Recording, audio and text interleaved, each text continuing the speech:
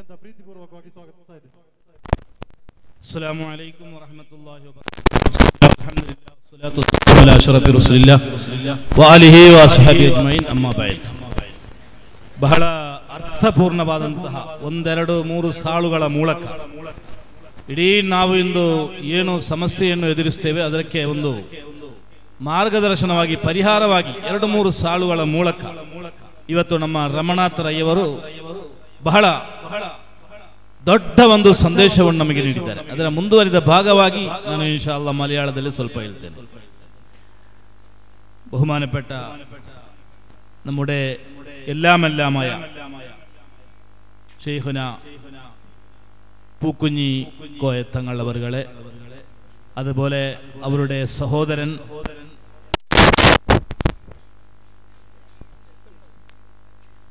SKM തങ്ങളവറുകളെ, അതുപോലെ മറ്റുള്ള എല്ലാ നേതാക്കന്മാർ, അഷ്റഫ് സയ്യിദ് KB ദാരിമി, അതുപോലെ കുക്കാജ മുദരീസ് ഉസ്താദ് മുഹമ്മദ് അലി ദാരിമി അവറുകൾ, അതുപോലെ നമ്മുടെ അശ്വര്യൻ്റെ എല്ലാമായ അഷ്റഫ് സക്കാഫി, മുഹമ്മദ് അലി സക്കാഫി, അതുപോലെ മറ്റുള്ള എല്ലാ പണ്ഡിതന്മാരുടെ പേരൊന്നും അറിയില്ല.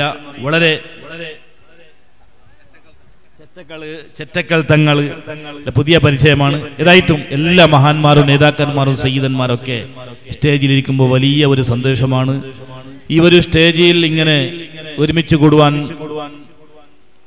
ഭാഗ്യം തന്ന അള്ളാഹുവിനെ ആദ്യമായി സ്തുതിച്ചുകൊണ്ട് ഇതിന് സൗകര്യമൊരുക്കി തന്ന ബഹുമാനപ്പെട്ട സയ്യിദ് അവറുകൾക്ക് നന്ദി രേഖപ്പെടുത്തുകയാണ്. ഇതുപോലെയുള്ള വേദികൾ പിന്നെയും ഉണ്ടാകണമെന്നും കൂടി ആശിച്ചു പോവുകയാണ്. എല്ലാ ആളുകളെയും ഇന്ന് നമുക്കൊക്കെ അങ്ങനെയാണല്ലോ, ഓരോരുത്തരെയും ഇന്ന് പരിചയപ്പെടുത്തുന്നത് അയാൾ ആ സംഘടനയുടെ ആള്, ഇയാൾ ഈ സംഘടനയുടെ ആൾ എന്നൊക്കെ ഇങ്ങനെ, അത് ദുനിയാവിൽ സ്വാഭാവികമാണ്. അതിനൊന്നും നമുക്ക് നിർത്താൻ സാധ്യമല്ല. ഇനി ഇതിനേക്കാൾ കൂടുതലല്ലാതെ ഇതിനെ കുറയലൊന്നുമില്ല. ദുനിയാവിന്റെ സെറ്റപ്പ് അങ്ങനെയാണ് അള്ളാഹു ചെയ്തിട്ടുള്ളത്. ആദം നബി അലൈഹി ഇസ്ലാമിനെ ഇറക്കുമ്പോൾ തന്നെ അള്ളാഹു പറഞ്ഞത് ഇഹ്ബിതു ബഅ്ളുക്കും ലി ബഅ്ളിൻ അദുവ്വ് എന്ന് പറഞ്ഞിട്ടാണ്. മനുഷ്യന്റെ ട്രേഡ് മാർക്കാണ്. അതിനൊന്നും ഒന്നാക്കാനൊന്നും സാധ്യം ഉണ്ടാവൂല. അങ്ങനെയാണ് ദുനിയാവിന്റെ സെറ്റപ്പ്. ഇല്ലെങ്കിൽ നോക്ക്, ഒരു പുര കെട്ടിയിട്ട് ആ പുരയിൽ എല്ലാ മക്കൾക്കും കൂടെ ഇരിക്കാൻ സാധ്യമല്ല. അവിടെ അത് അപ്രായോഗികമാണ്, അത് പ്രാക്ടിക്കൽ അല്ല. അവർക്ക് മക്കളും കുട്ടികളും നമുക്ക് അവർ പോയിട്ട് വേറെ ഒരു പുര കെട്ടിയില്ലെങ്കിൽ ദുനിയാവ് നടക്കാൻ സാധ്യമല്ല. അങ്ങനെ ദുനിയാവ് നടിയ പുരയും മറ്റൊക്കെ അങ്ങനെയാണ്. സംഘടനകളും അങ്ങനെയാണ്. ഭിന്നിക്കും തോറും അത് ഇസ്ലാമിനെ സംബന്ധിച്ചിടത്തോളം അത് ശക്തിയാണെന്നാണ് നമ്മൾ മനസ്സിലാക്കുന്നത്. മുസ്ലിമീങ്ങൾക്ക് അത് ശക്തിയാണ്. പരസ്പരം വൈയക്തിക ബന്ധങ്ങൾക്ക്, വ്യക്തിപരമായ ബന്ധങ്ങൾക്കൊന്നും അത് തകരാറ് വരാൻ പാടില്ല. വ്യക്തിപരമായി മനുഷ്യർ, റമണാഥ റൈ പറഞ്ഞതുപോലെ എല്ലാവരും മനുഷ്യരാണ്. ആ സംബന്ധത്തിന് ഒരു കോട്ടവുമോ ഒരു തകരാറോ വരാൻ പാടില്ല. അങ്ങനെ വന്നാൽ അവൻ മനുഷ്യനെ അല്ല.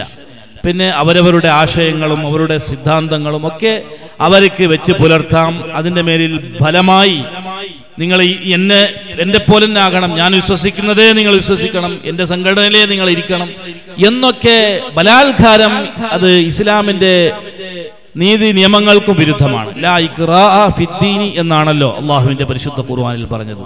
ദീനിൽ ബലാത്കാരമില്ല. അവരവർക്ക് ഇഷ്ടമുള്ളത് അവരവർ വിശ്വസിച്ചു പോകുന്നു. പക്ഷേ മാനുഷിക ബന്ധങ്ങൾ അത് നമ്മളെപ്പോഴും എടുത്തു പിടിക്കേണ്ടതുണ്ട്. അതിൽപ്പെട്ട ഒരു കാര്യമാണ് ഇന്ന് നമ്മുടെ ബഹുമാനപ്പെട്ട സയ്യിദ് അവറുകൾ. നമ്മൾ സയ്യിദ് അവറുകളുടെ മുമ്പിൽ നിങ്ങൾ വെറും കുട്ടികളാണ്. കാരണം ബഹുമാനപ്പെട്ട പൂക്കുഞ്ഞി തങ്ങള് നമ്മുടെ സുരിബയില്, മഞ്ചി ആ ഭാഗത്തിലൊക്കെ നമ്മളെ പൊടികിടാവിരിക്കുന്ന സമയത്ത് തന്നെ ഞങ്ങളെ തട്ടിയ ആൾക്കാരാണ്. നമ്മൾക്ക് മന്ത്രിച്ച് ഊതിയ സയ്യിദന്മാരാണ് അവരൊക്കെ. അവരും അവരുടെ വാപ്പ അസൻ കോയവും ഇന്ന് സാൽമറയിൽ മറഞ്ഞു കിടക്കുന്ന അസൻ കോയ തങ്ങളവർ, അവരുടെ എല്ലാം കറാമത്തുകൾ വലിയ കറാമത്തുകളാണ്. പക്ഷെ ഒരുപക്ഷെ അവർ വലിയ പണ്ഡിതന്മാരായിക്കൊള്ളുന്നില്ല, വലിയ പാണ്ഡിത്യത്തിന്റെ ഉടമകൾ. പൂക്കുഞ്ഞി തങ്ങൾ വലിയ പണ്ഡിതനും കൂടിയാണ്. ഞാൻ ഇന്നും ഓർക്കുന്ന എൻ്റെ ചെറുപ്പകാലത്ത് സുരിബയിലെ ഉസ്താദ് തങ്ങളവറുകളുടെ ആ മതപ്രസംഗം, ആ പഴയ ശൈലിയിൽ ഞാൻ ഇന്നും ഓർക്കുകയാണ്. ചരിത്രങ്ങളൊക്കെ അവർ പറഞ്ഞ് അത് വളരെ അന്നത്തെ ആ ചെറുപ്പകാലത്ത് നമ്മുടെ ഹൃദയത്തിലേക്ക് നാട്ടുന്ന രൂപത്തിൽ, അറിയുന്ന സരളമായ ആ ഭാഷയിൽ ആ പറഞ്ഞ കാര്യങ്ങളൊക്കെ ഇന്നും അതേ രൂപത്തിൽ ഇന്ന് ഓർക്കുകയാണ്. അപ്പോ ദീനിന്റെ പ്രബോധനങ്ങളും ദീനിന്റെ ചൈതന്യങ്ങളും ഒക്കെ ഇവിടെ പ്രചരിപ്പിക്കുവാൻ ഉലമാക്കളും അതുപോലെ സാദാത്യങ്ങളും സയ്യിദന്മാരും ആണ് യഥാർത്ഥത്തിൽ ദീനിന്റെ ബ്രാൻഡ് അംബാസഡർ എന്ന് നമുക്ക് പറയാം. ഇന്നൊക്കെ നമുക്ക് എളുപ്പമാണ്. ചെറുപ്പക്കാരൊക്കെ ഇന്ന് സോഷ്യൽ മീഡിയയിൽ മൊബൈൽ പിടിച്ചിട്ട് ഉലമാക്കൾ എന്തു ചെയ്തു, ഏതോ ഒരുത്തൻ എവിടെയോ പോയിട്ട് എന്തോ ഒന്ന് പറഞ്ഞെങ്കിൽ, അങ്ങനെയാണല്ലോ ഇന്ന് രാഷ്ട്രീയത്തിന് വേണ്ടി രാജകീയത്തിന് വേണ്ടി എന്തെങ്കിലും പറയാം, അവർക്ക് ജയിക്കണം. അങ്ങനെ എന്തെങ്കിലും ഒരു പ്രസ്താവന ഒരു ഹേളിക്ക കൊടുത്തെങ്കിൽ അപ്പന്നെ വന്നല്ല ദണ്ടെടുത്തോണ്ട് ചില ബാല്യക്കാർക്ക് മൊയിലാക്കന്മാർ എന്താക്കി ഇനി എന്ത് പ്രതിക്രിയ കൊടുത്തു? മൊയിലാക്കന്മാർ ചോറ് ബൈക്കുന്ന നാട്ടുകാർ കൊടുത്ത ചോറിനെ ബയിച്ചിട്ട് മുണ്ടാതെ കിടന്നു പറയും എന്ത് സമുദായത്തിന് വേണ്ടി എന്തു ചെയ്യുന്നില്ല. ഇത് വലിയൊരു മുസീബത്തായിരിക്കും എന്ന്. കാരണം മൊബൈൽ ഇല്ലാത്തവരാരും ഇല്ല. ഇതിനെ നോക്കിയിട്ട് പല നല്ല ആൾക്കാരും ഉസ്താദുമാരോട് ദ്വേഷമുണ്ടാകുന്ന ഒരു മനോഭാവം ഇന്ന് ഉണ്ടായിട്ടുണ്ട്. പക്ഷെ ഉസ്താദുമാരുടെ ഭാഗത്തിൽ നിന്ന് അതേ സോഷ്യൽ മീഡിയയിൽ അവർക്ക് അതേ രൂപത്തിൽ ഉത്തരം കൊടുക്കുന്ന ഒരു വ്യവസ്ഥയും ഇല്ല. അതുകൊണ്ട് ആലിമീങ്ങൾ സോഷ്യൽ മീഡിയയിലേക്ക് കടന്നു വരണമെന്ന് ഞാൻ പറയുന്നു. സോഷ്യൽ മീഡിയയിലേക്ക് ധൈര്യത്തോടുകൂടി കടന്നു വരണം. ഞങ്ങളുടെ ആശയം അവിടെ പറയണം. പറഞ്ഞില്ലെങ്കിൽ അവിടെയുള്ള ആൾക്കാർ അത് തെറ്റിദ്ധരിക്കാൻ സാധ്യതയുണ്ട്. ഞങ്ങളൊക്കെ അങ്ങനെ ചെയ്യുന്നുണ്ട്. അതിന് ധാരാളം തെറികളും അതുപോലെ വേണ്ടാത്ത അപഹാസ്യങ്ങളൊക്കെ അത് കേട്ട് മടുത്തു പോയിട്ടുണ്ട്. തൊലി കട്ടി എന്ന് പറഞ്ഞത് ആ രൂപത്തിൽ. കാരണം സോഷ്യൽ മീഡിയയിലേക്ക് ഇടപെട്ട ഫേസ്ബുക്ക് പോലെയുള്ള സോഷ്യൽ മീഡിയയിൽ വന്നാലാണ് അറിയുന്നത്. മുഖം കാണിക്കൂല, ഇന്ന ആളെന്ന് മുഖം കാണിക്കൂല. മുഖം കാണിക്കാതെ ഉസ്താദുമാരെയും സാദാത്യങ്ങളെയും പണ്ഡിതന്മാരെയും ഒക്കെ തെറി പറഞ്ഞ് അവരുടെ പാർട്ടികളെ വളർത്തിക്കൊണ്ടിരിക്കുന്ന ഒരു ഏർപ്പാട്. ഇത് ഇങ്ങനെ ആയിക്കഴിഞ്ഞാൽ നമുക്ക് വലിയ ബുദ്ധിമുട്ട് അനുഭവിക്കേണ്ടി വരും. ഇവിടെ ദീൻ ഉള്ളത്, ദീനി നടക്കുന്നത് ആലിമീങ്ങളെ കൊണ്ട് തന്നെ, യാതൊരു സംശയമില്ല. ആലിമീങ്ങൾ ഇല്ലെങ്കിൽ ഇവിടെ ദീൻ ഉണ്ടാവൂല. സാദാത്യങ്ങൾ ഇല്ലെങ്കിൽ ഇവിടെ ദീനിന്റെ ആ ആധ്യാത്മികമായ കരുത്ത് ആർക്കും ഉണ്ടാവില്ല. ഇത് നമ്മൾ ആദ്യമായി മനസ്സിലാക്കണം. ദീന് നമ്മുടെ വിജയം തന്നെ അങ്ങനെയാണല്ലോ, പാരമ്പര്യം തന്നെ അങ്ങനെയാണ്. മഹാന്മാരെ കൊണ്ട് ആണ് ദീന് നിലനിർത്തുന്നതും അതുപോലെ വിജയം ഉണ്ടാകുന്നതും. ബഹുമാനപ്പെട്ട നബി സല്ലല്ലാഹു അലൈഹി വസല്ലമ തങ്ങൾ തന്നെ നമുക്ക് അത് സൂചിപ്പിച്ചു തന്നിട്ടുണ്ട്. പാരമ്പര്യത്തിന് എന്ത് വിലയാണ് കൊടുക്കുന്നത്? പാരമ്പര്യം എന്നുള്ളതിന് വലിയ സ്ഥാനമുണ്ട്. നമ്മൾ മനസ്സിലാക്കണം. പാരമ്പര്യത്തോടുകൂടി വരുന്ന ആ ദീനിനാണ് ഏറ്റവും വലിയ ഗൗരവവും ബഹുമാനവും ഉള്ളത്. നമ്മളൊക്കെ ഇന്ന് സയ്യിദന്മാരുടെ അടുക്ക് എന്തിനു ദ്വാരപ്പിക്കാൻ വരുന്നത്? അള്ളാഹുവിന്റെ റസൂൽ നമുക്കത് പഠിപ്പിച്ചതാണ്. നമ്മുടെ പരാജയങ്ങളെ അത് വിജയമാക്കുവാൻ വേണ്ടി, നമ്മുടെ ദീനും ദുനിയാവിന്റെയും വിജയത്തിന് വേണ്ടി നല്ലവരുടെ കൂടെ അള്ളാഹുവിലേക്ക് തവസ്സുലാക്കുക. ഇത് അള്ളാഹുവിന്റെ റസൂൽ പഠിപ്പിച്ച കാര്യമാണ്. ഞാൻ നീട്ടുന്നില്ല. ഒരു ചെറിയൊരു ഹദീസ് ബുഖാരിയിൽ പറഞ്ഞതായിരിക്കുന്ന സ്വഹീഹായ ഹദീസിൽ കാണാം. അബൂ സഈദ് അൽ ഖുദരി റളിയല്ലാഹു അൻഹുവിനെ തൊട്ട് റിപ്പോർട്ട്. നബി സല്ലല്ലാഹു അലൈഹി വസല്ലമ തങ്ങൾ പറഞ്ഞു, യഅതി സമാനുൻ യഗ്സു ഫിആമുൻ മിനൻ നാസ്. ഒരു കാലം വരും, നബി സല്ലല്ലാഹു അലൈഹി വസല്ലമ തങ്ങളുടെയും സഹാബികളുടെയും ശേഷം ഒരു കാലം വരും. അങ്ങനെ ആ കാലത്തിൽ അവിടെ പോരാട്ടങ്ങളൊക്കെ നടക്കും. മുസ്ലിമീങ്ങളും ശത്രുക്കളുമായിട്ടുള്ള പോരാട്ടങ്ങളൊക്കെ നടക്കും. ആ പോരാട്ടം നടക്കുന്ന സമയത്ത് അവിടെ ചോദിക്കപ്പെടും, സഹാബികളെല്ലാം വഫാത്തായി തീർന്നുകൊണ്ടിരിക്കുന്ന ഒരു കാലഘട്ടമാണ്. ആ സമയത്ത് അവിടെയുള്ള ആളുകൾ ചോദിക്കും, നിങ്ങളുടെ കൂടെ നബി സല്ലല്ലാഹു അലൈഹി വസല്ലമ തങ്ങളെ സഹവസിച്ച സ്വഹാബികൾ ആരെങ്കിലും ഉണ്ടോ എന്നവിടെ ചോദിക്കപ്പെടുമെന്നാണ്. അപ്പൊ അവിടെ പറയപ്പെടും, നഅം, അതാ ഇന്നാൾ നാളുണ്ട്, അല്ലാഹുവിന്റെ റസൂലിന്റെ സഹാബിയാണ് അയാള്. അപ്പൊ എന്താക്കും? അവരോട് വന്ന് ദുആ ചെയ്യിപ്പിക്കും. ഫയുഫ്തഹു അലൈഹി. ആ മനുഷ്യന്റെ കാരണം കൊണ്ട്, അയാളുടെ ദുആയുടെ കാരണം കൊണ്ട് അവിടെ അവർക്ക് വിജയം കിട്ടും. പിന്നെ അതിന് ശേഷം ഒരു കാലം വരും, അവിടെ സ്വഹാബികളെല്ലാം മൗത്തായിട്ടുണ്ടാവും, ആരും ഉണ്ടാവില്ല. സുമ്മ യഅതി സമാനുൻ ഫയുഖാലു ഫീകും മൻ സഹിബ അസ്ഹാബൻ നബി സല്ലല്ലാഹു അലൈഹി വസല്ലം. നബി സല്ലല്ലാഹു അലൈഹി വസല്ലമ തങ്ങളുടെ സഹാബിമാരെ സഹവസിച്ച, സഹാബിമാരെ കണ്ട ആരെങ്കിലും ഇവിടെ ഉണ്ടോ എന്ന് ചോദിക്കപ്പെടും. അപ്പൊ അവിടെ കാണിക്കപ്പെടും, ഇത് ഇന്ന ആള്, അയാൾ ഇന്ന സ്വഹാബിനെ കണ്ടിട്ടുണ്ട്. സഹാബിമാരെല്ലാം വഫാത്തായിട്ടുണ്ടാവും. അപ്പൊ അവരെ കൊണ്ട് എന്താക്കും? അവിടെ തവസ്സുലാക്കിയിട്ട് അള്ളാഹുവിനോട് ദുആ ചെയ്യിപ്പിക്കും. അപ്പൊ അവർക്ക് എന്ത് ചെയ്യും? യുദ്ധം വിജയം കിട്ടും. ഇങ്ങനെ പരമ്പരാഗതമായി ഹദീസിൽ അങ്ങനെ കാണും. സുമ്മയത്തി സമാനു ഇങ്ങനെ പോകുന്നു. അപ്പൊ ഞാൻ പറഞ്ഞു വന്നത്, പാരമ്പര്യം എന്നുള്ള ആ ഒരു കാര്യത്തിനെ നമ്മൾ ഒരിക്കലും മറന്നു പോകരുത്. അതാണ് നമ്മൾ സയ്യിദന്മാരെ ബഹുമാനിക്കുന്നത്. ആ നബി സല്ലല്ലാഹു അലൈഹി വസല്ലമ തങ്ങളുടെ രക്തത്തിന്റെ അംശമുള്ള കുടുംബമാണ് സയ്യിദന്മാരുടെ. അവർക്ക് അതിൻ്റെതായ ശ്രേഷ്ഠതയുണ്ട് എന്ന് നമുക്ക് ഈ ഹദീസിൽ നിന്ന് മനസ്സിലാക്കാൻ സാധിക്കുമല്ലോ. ഇനി വലിയ വാദപ്രതിവാദങ്ങളോ ആനക്കുതിരയോ ഒന്നും ആവശ്യമില്ല നമുക്ക്. ഇതൊരൊറ്റ ഹദീസ്, ബുഖാരിന്റെ ഹദീസാണിത്. ആ പാരമ്പര്യമായിട്ട് വന്ന രക്തത്തിന് വലിയ ഗുണമുണ്ട്, അതിന് പവറുണ്ട് എന്ന് പറഞ്ഞതിന്റെ ഏറ്റവും വലിയൊരു തെളിവാണ്. അതുകൊണ്ട് എന്റെ പൊന്നു സഹോദരന്മാരെ, നമ്മൾ ചില ഇവിടെല്ലാം നമുക്ക് കാണാം സലഫികളും മറ്റുപോലെയുള്ള ആളുകളൊക്കെ കാണാം കിതാബ് ഓതിട്ട്, ഖുർആൻ ഓതിട്ട്, ഹദീസ് ഓതിട്ട് ബാഹ്യമായ അർത്ഥം പിടിച്ചിട്ട് ആ പാരമ്പര്യമായി നടന്നു വരുന്ന എല്ലാ നിയമങ്ങളെയും എല്ലാ ആചാരങ്ങളെയും തള്ളിക്കളഞ്ഞുകൊണ്ട് മുന്നോട്ട് പോയിക്കൊണ്ടിരിക്കുന്ന ആളുകൾ യഥാർത്ഥത്തിൽ അവർ പക്ഷെ ബാഹ്യമായിട്ട് പറയുന്നത് ഒരു പക്ഷെ ശരിയായിരിക്കാം, പക്ഷെ ബാഹ്യമായത് മാത്രമല്ലല്ലോ ദീന്. ഈ ദുനിയാവിൽ എന്തെല്ലാം നിഗൂഢതകളുണ്ട്, എന്തെല്ലാം രഹസ്യങ്ങളുണ്ട്, അത് നമ്മൾ മനസ്സിലാക്കണം. കേവലം ഖുർആൻ ഓതിയിട്ട് അതിന്റെ ബാഹ്യമായ ആ ലഫ്ളുകൾ മുഖാന്തരം അള്ളാഹുവിനെ മനസ്സിലാക്കുന്നത് അത് ശരിയായ മനസ്സിലാക്കലല്ല. അതിന് ആധ്യാത്മികമായ ഒരു പ്രത്യേകമായിരിക്കുന്ന ഒരു കഴിവ് വേണം അള്ളാഹുവിനെ മനസ്സിലാക്കാൻ. അതൊരു അനുഭൂതിയാണ്. അള്ളാഹുവിനെ മനസ്സിലാക്കാനുള്ള, പ്രവാചകരെ മനസ്സിലാക്കാനുള്ള ഒരു ആധ്യാത്മികമായ ഒരു അനുഭൂതി, അതിലൂടെ മനസ്സിലാക്കാൻ കഴിയുള്ളൂ അള്ളാഹുവിനെയും റസൂലിനെയും. കേവലം ഓതിയിട്ട് പഠിച്ചിട്ട് തോരിക്കന്റെ ബാഹ്യമായ കാര്യങ്ങളെ കൊണ്ട് നമുക്ക് അതൊന്നും മനസ്സിലാക്കാൻ സാധ്യമല്ല. നിങ്ങൾ നോക്ക്, ഞാൻ ചെറിയൊരു ഉദാഹരണം പറഞ്ഞിട്ട് നിർത്താം. ബഹുമാനപ്പെട്ട കലീമുല്ലാഹി മൂസാ നബി അലൈഹിസ്സലാം, മൂസാ നബി അലൈഹിസ്സലാത്തു വസ്സലാം ഒരു ദിവസം ഇങ്ങനെ സഭയിലിരിക്കുന്ന സമയത്ത് ആരോ ഒരാൾ അവിടെ നിന്ന് ചോദിച്ചത്രേ, അല്ല മൂസാ നബിയെ, നിങ്ങൾ നമ്മുടെ കൂട്ടത്തിൽ ഇന്ന് ലോകത്തിൽ വെച്ചിട്ട് ഏറ്റവും വലിയ പണ്ഡിതൻ, നല്ല വിവരമുള്ള ആൾ ആരാണ്? അപ്പൊ സ്വാഭാവികമായിട്ട് മൂസാ നബി അലൈഹിസ്സലാം പറഞ്ഞത് ഞാൻ തന്നെയാണ്. അങ്ങനെയാണല്ലോ, നബിയാണല്ലോ, ഞാൻ തന്നെയാണ്. അപ്പോ അള്ളാഹുവിന് അത് ഇഷ്ടമായില്ല. ഈ പറഞ്ഞത്, ഈ ഉത്തരം അള്ളാഹുവിന് ഇഷ്ടമായില്ല. അങ്ങനെ മൂസാ നബി അലൈഹിസ്സലാം അവിടെ പള്ളിയിൽ ഇങ്ങനെ ഇരുന്ന് നിസ്കാരെല്ലാം കഴിഞ്ഞ് ഇങ്ങനെ പുറത്ത് നോക്കിക്കൊണ്ടിരിക്കുന്ന സമയത്ത് പുറത്തില് ഒരു കുളമുണ്ട്. ആ കുളത്തില് ഒരാള് വന്ന് കുളിച്ചു. ഇങ്ങോട്ട് നോക്കി, നമ്മുടെ ബഹുമാനപ്പെട്ട മദനിയം ഉസ്താദ് അല്ലേ, എന്ത് അബ്ദുൽ ലത്തീഫ് സഖാഫി, അൽഹംദുലില്ലാഹ്.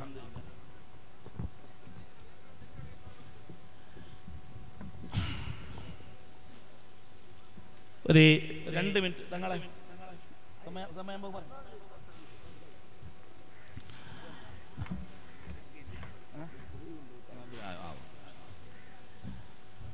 മൂസാ നബി അലൈഹിസ്സലാം ഇങ്ങനെ നിസ്കരിച്ച് പുറത്തു നോക്കിക്കൊണ്ടിരിക്കുകയാണ്. അവിടെ ഒരു വെള്ളം ഉള്ള ഒരു കുളം. ആ കുളത്തിലേക്ക് ഒരു മനുഷ്യൻ കുളിക്കാൻ വന്നു. കുളിച്ച് പോകുമ്പോൾ അദ്ദേഹത്തിന്റെ ഒരു സ്വർണത്തിന്റെ, ഒരു പണത്തിന്റെ കെട്ട് അയാൾ മറന്നുപോയി. മനസ്സിലാക്കണം, വലിയ സന്ദേശമുള്ള ഒരു ചരിത്രമാണ്. അങ്ങനെ അയാൾ പോയി. അവിടെ മറ്റൊരാൾ കുളിക്കാൻ വന്നു. രണ്ടാമതൊരു കുളിക്കാൻ വന്നു. ഇയാൾ എന്താക്കി, കുളിച്ചിട്ട് ഈ പണത്തിന്റെ കെട്ടുമായിട്ട് ഇയാൾ പോയി. മനസ്സിലാകുന്നില്ല പറയുന്നത്? മലയാളം പറഞ്ഞ മനസ്സിലാകുന്നില്ല? നക്ക് നിൽക്കൽ ചൊല്ലണ വേണ്ടല്ലേ? ഇപ്പൊ പിന്നെ നെയ്ച്ചോറെല്ലാം വെച്ചിട്ട് തൂക്കത്തിന്റെ സമയം. ഇപ്പൊ എന്ത് പറഞ്ഞെങ്കിലും തൂക്കം വരുന്ന നെയ്ച്ചോറ് വെച്ചെങ്കിൽ ഭയങ്കര തൂക്കാം. ഏതായിട്ടും അത് സീരണിയാണല്ലോ. അപ്പൊ സീരണി നല്ല ബഹുമാനത്തിന്റെ ഒരു സാധനമാണ്. അതുകൊണ്ട് തൂക്കം വരാൻ പാടില്ല. നല്ല ശ്രദ്ധിച്ച് കേൾക്കാം. അങ്ങനെ രണ്ടാമത്തെ ആൾ വന്നിട്ട് ആ പണത്തിന്റെ കെട്ടിനെടുത്തോണ്ട് പോയി. മൂന്നാമത്തെ ഒരാൾ വന്നു. ആ സമയത്ത് മൂന്നാമത്തെ ആൾ അവിടെ കുളിച്ചുകൊണ്ടിരിക്കുമ്പോ ആദ്യം പണം മറന്നിട്ട് പോയില്ല. ആ മനുഷ്യൻ അവിടേക്ക് വന്നിട്ട് എന്റെ പണം എവിടെ, പണത്തിന്റെ സഞ്ചി എവിടെ ചോദിച്ചു. ഇയാൾക്ക് പണം അറിയില്ല, ഇയാൾക്കറിയില്ല. കൊണ്ടുപോയത് രണ്ടാമത്തെ ആളാണല്ലോ. മൂന്നാമത്തെ ആൾ നിരപരാധിയാണ്. പക്ഷേ അയാൾ പറഞ്ഞു, ഈ സമയത്ത് ഇവിടേക്ക് ആരും ഇവിടെ സാധ്യതയില്ല. അതുകൊണ്ട് നീ തന്നെയാണ് ഇവിടെ ഒണിപ്പിച്ചു വെച്ചിട്ടുണ്ട്, എന്റെ പണം എനിക്ക് തരണമെന്ന് പറഞ്ഞിട്ട് ഇവർ അപ്പുറം ഇപ്പുറം അടിപിടി കൂടി ഗുൽമാലായി. അയാളെ മൂന്നാമത്തെ ആളെ കൊന്നുകളഞ്ഞു. ആദ്യത്തെ ആള് ഈ മൂന്നാമത്തെ ആളെ കൊന്നുകളഞ്ഞു. രണ്ടാമത്തെ ആള് സേഫ്റ്റി പോയി, നിരപരാധിയെ കൊന്നു. മൂസാ നബി അലൈഹിസ്സലാം ഇതെല്ലാം നോക്കിക്കൊണ്ടിരിക്കും. അള്ളാഹുവിനോട് ചോദിച്ചു, പടച്ച റബ്ബേ, കലീമുള്ളയാണല്ലോ, അള്ളാഹുവിനോട് നേരിട്ട് സംസാരിച്ചു കൊണ്ടിരിക്കുന്ന ആളാണല്ലോ, എന്താണ് ഈ സംഭവം? ഇത് ആദ്യത്തെ ആളെ പണം തട്ടിക്കൊണ്ടുപോയത് രണ്ടാമത്തെ ആളാണ്, ഈ മൂന്നാമത്തെ ആൾ ഒരു തെറ്റും ചെയ്തിട്ടില്ലല്ലോ, ഇത് ശരിയല്ലല്ലോ, ഇത് ന്യായമല്ലല്ലോ. ഈ ഒന്നാമത്തെ ആള് മൂന്നാമത്തെ ആളെ കൊന്നല്ലോ, എന്താ നിരപരാധിയെ കൊല്ലാൻ പാടുണ്ടോ? ശരിയല്ലല്ലോ, ഇത് എന്ത് ന്യായമാണ്? അപ്പം മൂസാ നബിയോട് അള്ളാഹ് പറഞ്ഞു, മൂസ, നീയല്ല നേരത്തെ ഞാൻ എന്നെ വലിയ പഠിപ്പുള്ള ആളെന്ന് പറഞ്ഞു അവിടെ സഭയിൽ വെച്ചിട്ട് അയാൾ ചോദിച്ചിട്ട് നമുക്ക് എന്ത് പറഞ്ഞു? ഏറ്റവും വലിയ പണ്ഡിതന് അറിവുള്ള ആളാരും ചോദിച്ചിട്ട് നമുക്ക് ആരാ പറഞ്ഞത്? മൂസാ നബി എന്നെ ഞാൻ എന്ന് പറഞ്ഞല്ലോ. പറയ് സംഭവം.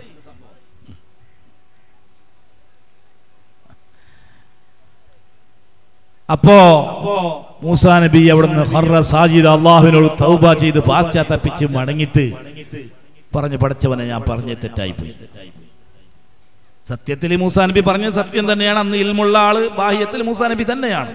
എന്നാലും അല്ലാഹു സുബ്ഹാനഹു വ തആല അവിടുന്ന് മൂസാ നബിക്ക് പറഞ്ഞു കൊടുത്തു, മൂസാ നബി ഫൗഖ ദീ കുല്ലി ഇൽമിൻ അലീം, എല്ലാ പണ്ഡിതന്റെ മുകളിലായിട്ട് അള്ളാഹു എന്ന് പറഞ്ഞ സർവജ്ഞനുണ്ട്. ഞാൻ പറഞ്ഞത് ശരിയായില്ല, പക്ഷെ ഇതിന് ചില കാര്യങ്ങളുണ്ട്, ഇത് തെറ്റൊന്നുമല്ല അവിടെ നടന്നത്, അതിന് അതിൽ ചില രഹസ്യമുണ്ട്. എന്താണ് രഹസ്യമെന്നോ? അവിടെ ഈ ആദ്യത്തെ ആളെ ഉപ്പാനെ ഈ മൂന്നാമത്തെ ഈ മർഡറായ മനുഷ്യനുണ്ടല്ലേ, അയാൾ കൊന്നിട്ടുണ്ട്, പണ്ട് കൊന്നിട്ടുണ്ട്. ആരെ? ഒന്നാമത്തെ മനുഷ്യന്റെ ഉപ്പാനെ. അവിടെ നാട്ടിൽ ഭരണമില്ല, ന്യായമില്ല, കോർട്ടില്ല. അപ്പൊ അള്ളാന്റെ നീതി ഇവിടെ നടപ്പിലാകണം, ദുനിയാവിൽ ചില നീതി നടപ്പിലാകേണ്ടതുണ്ട്. അതുകൊണ്ട് ഇവിടെ ന്യായാധീശൻ ഇല്ലാത്തത് കൊണ്ട് അള്ളാഹു തന്നെയാണ് അതിനെ ഏറ്റെടുത്തിട്ടുള്ളത്. അതുകൊണ്ട് ആ ആദ്യം മരിച്ച ആളെ മോനെ കൊണ്ട് അന്ന് അവന്റെ ഉപ്പാനെ കൊന്ന അതേ മനുഷ്യനെ ഇവിടെ കൊന്നുകളഞ്ഞു. മോന് വന്നിട്ട് കൊന്നു. അവിടെ നടപ്പിലായി. ജസക്ക് ജസ അല്ലേ? ശരിയാ. അപ്പൊ പിന്നെ ഈ പണത്തിന്റെ സഞ്ചി കൊണ്ടുപോയതോ? അതിന് കാരണമുണ്ട്. ആ രണ്ടാമത്തവന്റെ പണത്തിന് ഇവൻ തന്നെ തട്ടിയിട്ടുണ്ട്, പണ്ട് വഞ്ചനയിലൂടെ തട്ടിയെടുത്തിട്ടുണ്ട്. ആര്? ഈ ആദ്യം കുളിക്കാൻ വന്നല്ല അവൻ ഈ രണ്ടാമത് വന്നവന്റെ പണത്തിന് തട്ടിയെടുത്തിട്ടുണ്ടായിരുന്നു. കോർത്തില്ല, ന്യായമില്ല. അതുകൊണ്ട് ആ പണത്തിന് അവന് തന്നെ അള്ളാഹു തിരിച്ചു കൊടുത്ത് അറിയാത്ത രൂപത്തിൽ. ഇത് രഹസ്യങ്ങളാണ്, ദുനിയാവിൽ നടക്കുന്ന രഹസ്യങ്ങൾ. ഇങ്ങനെയുള്ള ധാരാളം അള്ളാഹുവിന്റെ രഹസ്യങ്ങൾ ഈ ദുനിയാവിൽ നടപ്പിലായിക്കൊണ്ടേയിരിക്കും. മൂസാ നബിയോട് അള്ളാഹു പറഞ്ഞു, മൂസ, ഇതുപോലെയുള്ള പല രഹസ്യങ്ങളുടെയും ഉറവിടം മനസ്സിലാക്കിയ ഒരു വലിയ അല്ലെങ്കിൽ ഒരു നബി ഇന്നാലുന്ന സ്ഥലത്തുണ്ട്. ആ സ്ഥലത്തേക്ക് നിങ്ങൾ പോയിക്കൊള്ളണോ, അയാളുടെ ശിഷ്യത്വം നിങ്ങൾ സ്വീകരിക്കണോ. അദ്ദേഹമാണ് ഖിളിർ നബി എന്ന് പറയുന്ന, അല്ലെങ്കിൽ ഖിളിർ വലി എന്ന് പറയുന്ന മനുഷ്യൻ. ഇത് ഖുർആനിലുള്ള വിഷയമാണ്, ആണല്ലോ, ഖുർആനിലുള്ള വിഷയം. അപ്പോ നമ്മളൊന്നും മനസ്സിലാക്കിയ പോലെയൊന്നും അല്ല ഈ ദുനിയാവ്. സോഷ്യൽ മീഡിയയിൽ ഇരുന്നിട്ട് എന്തെങ്കിലും എഴുതാ, എന്തെങ്കിലും പറയാ, അതൊന്നും അല്ല. ഇവിടെ നോക്കൂ, ഇവിടെ മറപ്പെട്ട് കിടക്കുന്ന ആ സയ്യിദ് അവറുകൾ, അവരുടെ പ്രത്യേകത എന്ത്? അവർ ഇത്ര വലിയ കറാമത്ത് കാണിക്കാൻ കാരണമെന്ത്? അവർ തെറ്റ് ചെയ്യാത്ത ഒരു വ്യക്തിത്വമാണ്. തെറ്റ് ചെയ്യാനുള്ള വ്യവസ്ഥയില്ല, കാതും കേൾക്കൂല, പിന്നെ ബായും വരൂല. മനുഷ്യനിക്ക് ഏറ്റവും വലിയ തെറ്റുകൾ വരുന്നത് ബായിലൂടെയാണല്ലോ, കേൾവിയിലൂടെയും ബായിലൂടെയാണല്ലോ തെറ്റുകൾ വരുന്നത്. അതിന്റെ ഒരു വ്യവസ്ഥ അല്ലാഹു ഇല്ലാണ്ടാക്കിയത് വലിയ രഹസ്യമാണത്. അയാൾക്ക് അങ്ങനെ ചെയ്തു, വലിയ കശ്വ കറാമത്ത് കൊടുത്തു. ഇവിടെ ഒരു സ്ഥാപനമൊക്കെ ഉണ്ടായി, ഇവിടെ ഒരു ദർസൊക്കെ ഉണ്ടായി, ഇവിടെ വലിയ ഒരു ദീനിന്റെ ചുറ്റുപാടുണ്ടായി. ഇങ്ങനെയാണ് ദീനിന്റെ എല്ലാ കാര്യങ്ങളും ഉണ്ടാകുന്നത്. അതിന് ബഹുമാനപ്പെട്ട പൂക്കുഞ്ഞി തങ്ങളവറുകളും അവരുടെ കുടുംബവും ഒക്കെ നേതൃത്വം വഹിക്കുന്നുണ്ട്. അൽഹംദുലില്ലാ, ബഹുമാനപ്പെട്ട പൂക്കുഞ്ഞി തങ്ങളവറുകൾക്കും അവരുടെ കുടുംബത്തിനും അല്ലാഹു തആല ആഫിയത്തോടുകൂടിയുള്ള ദീർഘായുസ് നൽകട്ടെ എന്ന് ഞാൻ ഈ സന്ദർഭത്തിൽ പ്രാർത്ഥിച്ചു.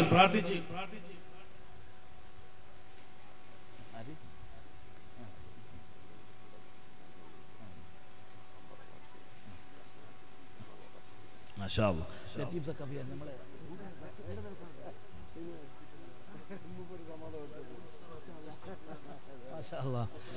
അൽഹംദുലില്ലാഹ് അൽഹംദുലില്ലാഹ്.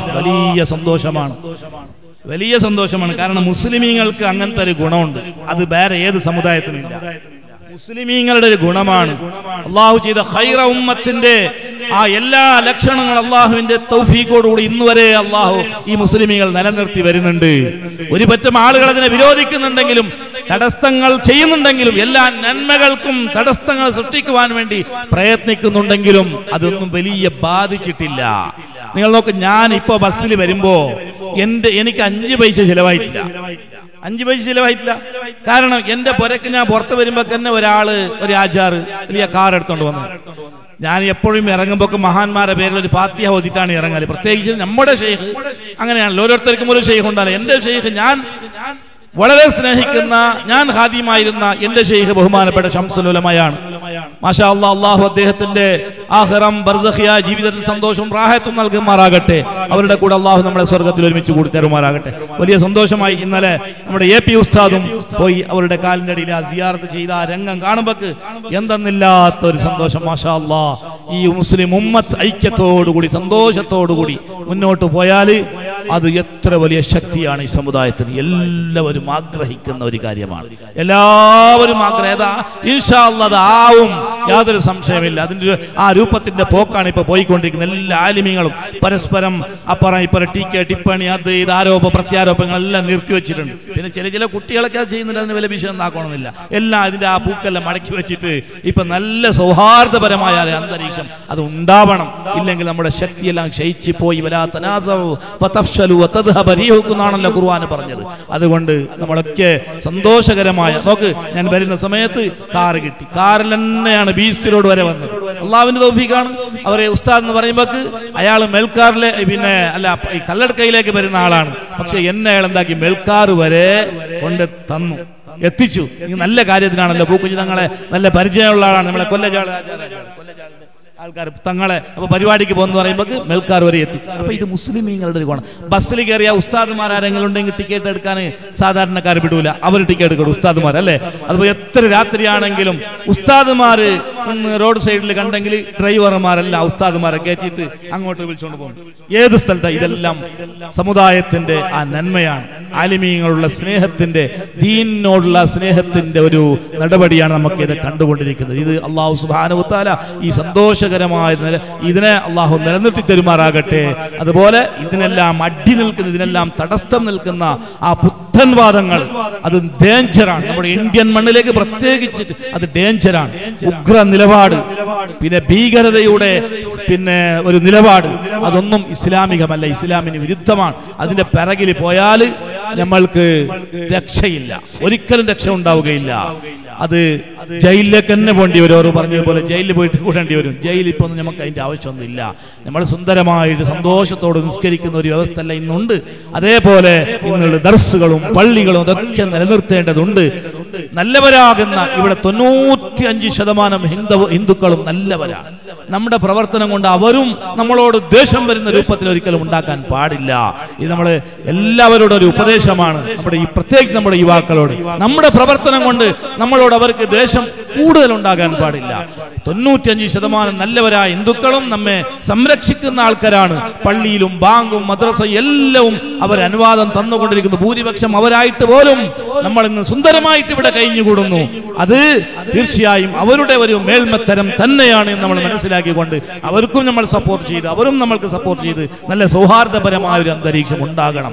അതുകൊണ്ട് ഇവിടെയുള്ള പള്ളി ദർസുകളും പള്ളി ആലിമീങ്ങളും ഇവിടെ നിലനിർത്തേണ്ടത് ഈ നാട്ടിന്റെ ബാധ്യതയാണ്, ഈ ദേശത്തിന്റെ ബാധ്യതയാണ്, ഈ ദേശത്തിന്റെ നന്മയാണ്, ഈ സമുദായത്തിന്റെ നന്മയാണ്. അതുകൊണ്ട് ഇവിടെ 10-30ഓളം മുത്തഅല്ലിമീങ്ങളുടെ പഠിച്ചു വരുന്നുണ്ട്.